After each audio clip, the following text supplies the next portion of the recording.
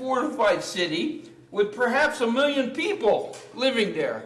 So how would you like the job? Go preach to 1 million people where they have skulls, not skull and crossbones, but real human skulls piled up in huge piles.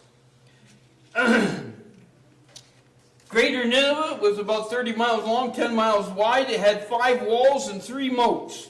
The inner city was protected by walls that were 100 feet high, wide enough for 4 chariots to drive abreast, side by side, around the upper wall in a circuit. And they were built by forced labor of captured nations. Was this a brutal nation? Was it nice guys? No. God said to Jonah, I want you to go and preach to these nasty people. How many of you would have said, okay, Lord, sounds like a great vacation? It's not, is it? It's for arrogance and power.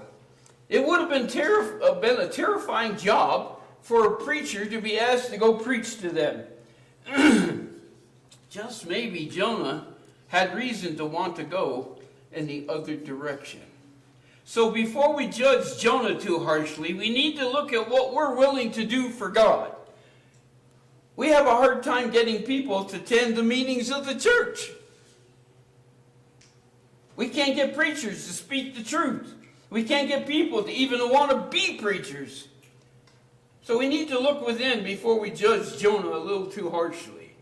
We need to learn from him. So our first point, as we've pointed out here, is God asked Jonah to do something. Number 2, Jonah chooses to go in the opposite direction.